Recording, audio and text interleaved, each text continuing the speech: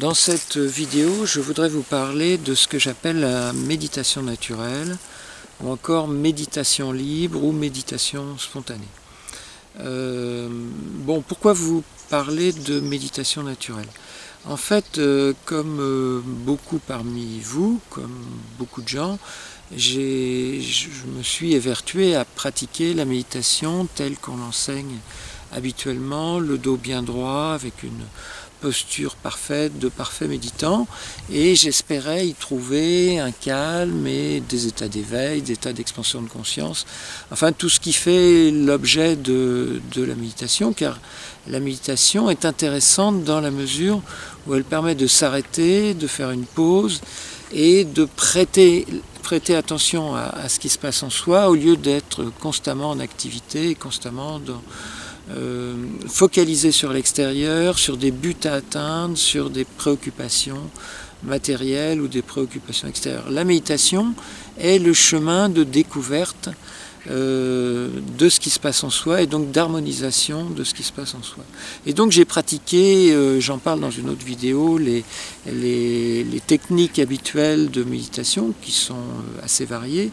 Mais on retrouve toujours cette idée de posture impeccable, concentration sur la respiration, ou alors sur une partie du corps, ou sur une syllabe. Bon, j'ai pratiqué différentes formes de méditation, mais sans succès. J'ai obtenu aucun état d'éveil, aucun état d'expansion de conscience, aucun état particulièrement intéressant.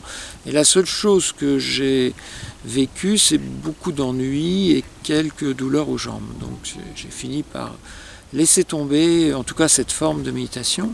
Et puis je me demandais pourquoi il fallait nécessairement se mettre comme ça dans une posture particulière. Et voilà, je me posais pas mal de questions à ce sujet. Puis un jour, en lisant Arnaud Desjardins, vous connaissez sans doute Arnaud Desjardins, c'est l'auteur de différents livres sur la spiritualité orientale et l'auteur également d'un certain nombre de films dans les années 70. Et donc c'est un de ceux qui ont contribué à diffuser auprès du public occidental et du public français en particulier l'hindouisme, le bouddhisme, le soufisme. Donc c'est vraiment une autorité. Et dans un de ses livres, Le message des Tibétains, il rapporte une discussion qu'il a eue avec un Rinpoche, c'est-à-dire un haut lama tibétain, et il lui a demandé quelle est la posture idéale de méditation. Et ce Rinpoche lui a répondu, en s'affalant sur son lit dans une montagne de coussins, voilà la posture idéale de méditation. Et donc j'en ai compris que la posture idéale de méditation, ce qui finalement est très logique, c'est la posture dans laquelle le corps peut se détendre, se relâcher, donc allongé dans l'herbe, en prenant un bon bain, ou dans son lit, ou dans un beau fauteuil. Et ça m'allait beaucoup mieux parce que je n'aime pas faire des efforts, me soumettre à une discipline, contraindre mon corps, etc.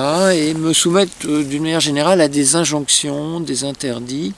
J'ai envie et besoin de liberté et je ne voyais pas pourquoi, pour atteindre un état de bien-être, de libération, je devais me soumettre à une discipline. Et en fait, en y réfléchissant, je me suis rendu compte que si nous, les Occidentaux, contrairement à ce Rinpoche tibétain, qui semble être une autorité en la matière, nous insistons à ce point sur la posture, j'ai fini par comprendre que c'est parce que finalement, dans notre monde matérialiste, nous avons une conception matérialiste de la méditation, où ce qui nous paraît important, c'est les éléments matériels, les éléments extérieurs. Alors que dans les pays orientaux, la position assis en tailleur est la position naturelle. Traditionnellement, ils n'ont pas de chaise, ils n'ont pas de fauteuil, ils s'assoient par terre. Et donc, s'asseoir par terre, pour eux, signifie simplement s'arrêter et regarder en soi, laisser venir ce qui vient naturellement en soi. Et donc c'est la raison pour laquelle il n'y a pas de raison de se focaliser à ce point sur la posture. Et donc petit à petit m'est venue une autre conception, je dirais libertaire ou libre de la méditation, dans laquelle on fait ce qu'on veut. C'est-à-dire on ne s'astreint pas à une discipline, mais on laisse le corps faire ce qu'il veut, on laisse les émotions venir, on laisse les mouvements, le cas échéant, venir, et on laisse les pensées venir. J'ai été amené, parce que j'ai animé pendant une vingtaine d'années ces ces séances ou sessions de méditation naturelle ou de méditation spontanée, j'ai été amené à remettre en cause cette idée d'observer ses pensées.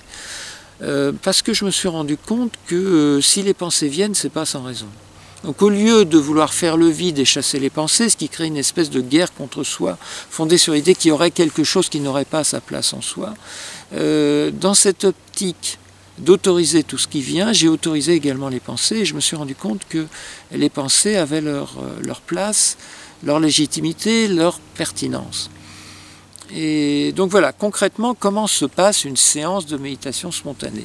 Eh bien, on se met dans la position que le corps réclame, la position dans laquelle le corps se sent bien, et généralement, il s'agit de la position allongée, je ne sais pas, sur le ventre, sur le dos ou sur le côté, comme on veut.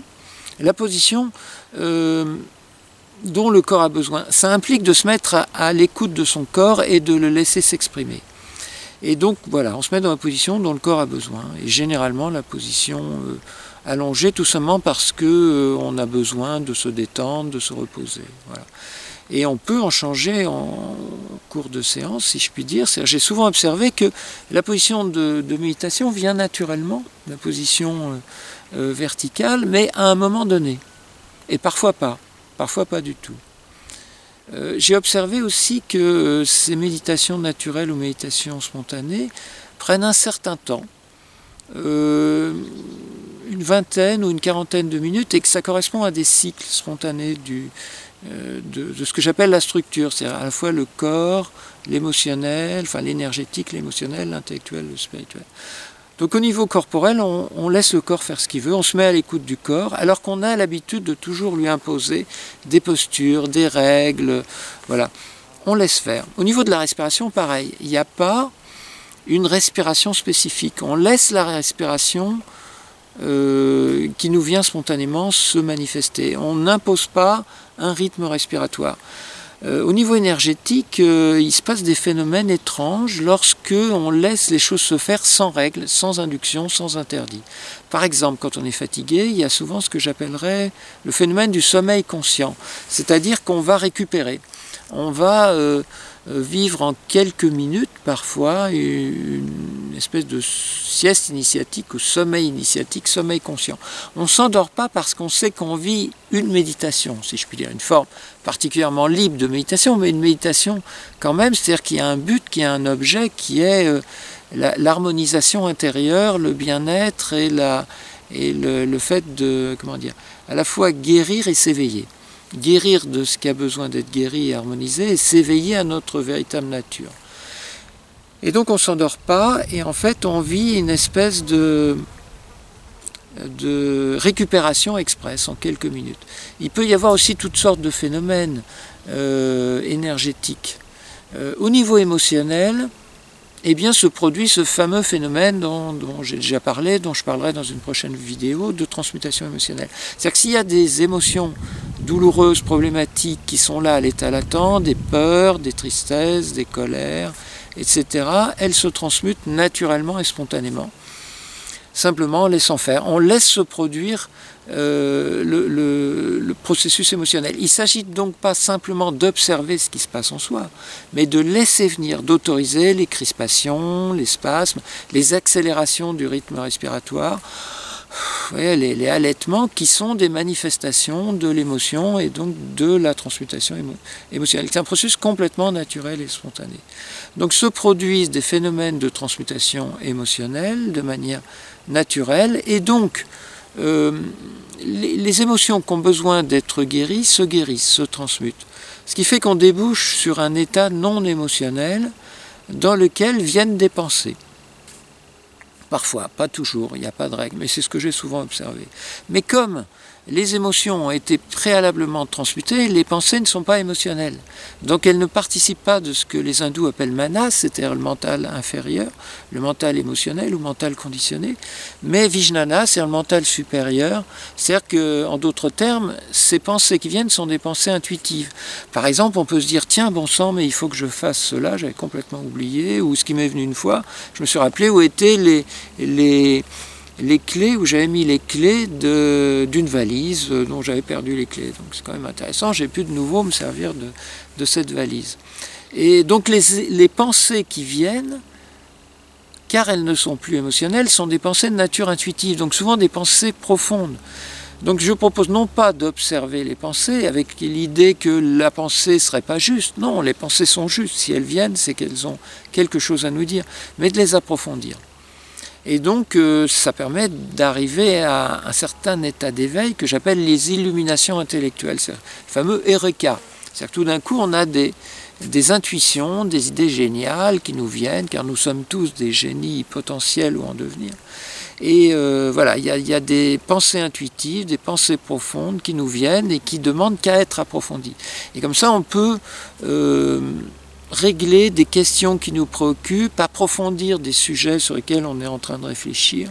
Et donc c'est très intéressant, très important de donner de la valeur à ces pensées, de les approfondir, au lieu de bêtement les chasser, les éliminer, parce qu'il y aura un problème avec la pensée. Il n'y a un problème qu'avec la pensée névrotique, c'est-à-dire la pensée émotionnelle. Mais la pensée en tant que telle n'est nullement à proscrire.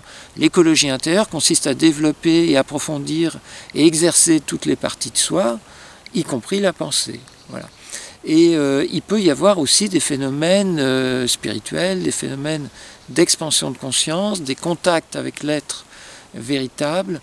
Voilà. Donc des phénomènes d'expansion de conscience peuvent se produire également dans ce que j'appelle méditation spontanée.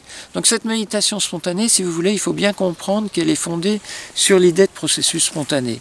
L'idée de processus spontané, on peut la voir par exemple dans le domaine alimentaire. Si on mange ce dont le corps a besoin, en suivant son instinct, par l'odorat et par le goût, aussi bien dans le choix que dans la quantité ingérée, à ce moment-là, on va satisfaire les besoins du corps. C'est ce qu'ont beaucoup étudié ceux qui sont intéressés au crudivorisme et plus généralement à l'alimentation naturelle. Dans tous les domaines, si on fait confiance en notre propre nature, à ce moment-là, notre nature peut se régénérer et s'harmoniser. Donc, laisser se produire les phénomènes naturels, les processus naturels, c'est un mode de régénération. Donc j'ai eu l'idée d'appliquer cette idée de processus spontané à la méditation, c'est-à-dire au mode massif et majeur de régénération spirituelle. Voilà ce qui m'a amené à mettre au point ce processus de méditation naturelle ou méditation spontanée. Donc l'idée c'est donc d'appliquer les processus spontanés, et donc l'idée selon laquelle la nature est bien faite et nous pouvons faire confiance à nos processus naturels et spontanés de régénération, et en l'occurrence de régénération intérieure. Alors le gros avantage de cette méditation naturelle, c'est qu'elle est totalement autonomisante, et elle n'est pas compliquée, elle n'est pas difficile, parce qu'il n'y a pas de règles. Il suffit de se faire confiance, ce qui est déjà toute une démarche, parce qu'on a toujours appris à ne pas nous faire confiance et donc à suivre des règles établies par des autorités. Moi, je crois que fondamentalement, il n'y a pas d'autre autorité valide et légitime que soi-même, et donc nous pouvons nous faire confiance, et c'est tout un travail que de réapprendre la confiance en soi. Donc c'est quelque chose qui est simple, puisqu'il n'y a pas de règles, c'est facile, puisqu'il n'y a pas de règles, et c'est autonomisant, puisqu'on est soi-même son propre maître, et en plus, il n'y a pas besoin de se mettre dans une position particulière, et en particulier quand on est allongé dans son lit, c'est l'idéal pour vivre un processus de méditation spontanée, donc le soir au coucher ou le matin au réveil. Et voilà, parce que moi j'étais toujours embêté, voire exaspéré par l'idée selon laquelle je devais me mettre dans une posture particulière.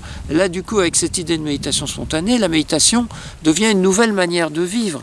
On peut méditer dans une salle d'attente, on peut méditer dans le métro ou dans les transports en commun, on peut méditer en se promenant dans la nature, on peut méditer à tout instant. Donc il n'y a plus l'idée de séance de méditation à proprement parler, mais d'une vie qui est entièrement méditation, c'est-à-dire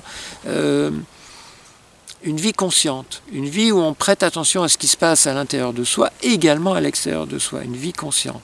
Mais l'idéal pour vivre des processus de guérison et de régénération, c'est de prendre des temps où on se détend, et en particulier dans les moments où on est déjà couché, allongé, donc en position de se détendre, c'est-à-dire les moments où on va se coucher, où on fait la sieste, où on se réveille le matin au réveil. Donc au lieu de se réveiller le matin et d'être embrouillé, autant vivre ce que j'appelle une méditation naturelle, c'est-à-dire d'abord une régénération, une libération, une guérison des émotions, puis une écoute de l'intuition.